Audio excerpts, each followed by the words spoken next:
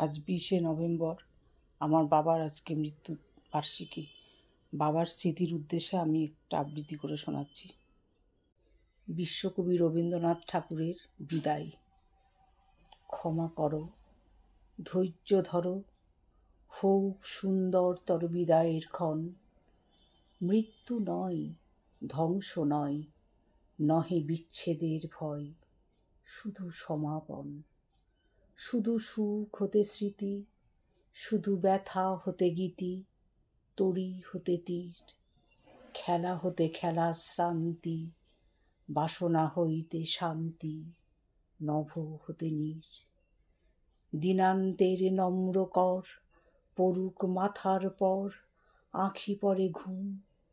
হৃদয়ের পত্র পুটে, গোপনে উঠুক ফুটে, নিশার কুসুম। আরতির শঙ্খ রবে, নামিয়া আসুক তবে পূর্ণ পরিণাম। হাসি নয়, অশ্রু নয়, উদার বৈরাগ্যময় বিশাল বিশ্রাম। প্রভাতে যে পাখি সবে গেয়েছিল কলরবে, থামুক এখন। প্রভাতে যে ফুলগুলি জেগেছিল মুখ তুলি, মুদুক নয়ন। প্রভাতে যে বায়ুদল ফিরেছিল সচঞ্চল, যাক থেমে যাক। নীরবে উদয় হোক অসীম নক্ষত্রলোক, পরম নির্বাক। হে মহাসুন্দর শেষ, হে বিদায় অনিমেষ, হে সৌম্য বিষাদ।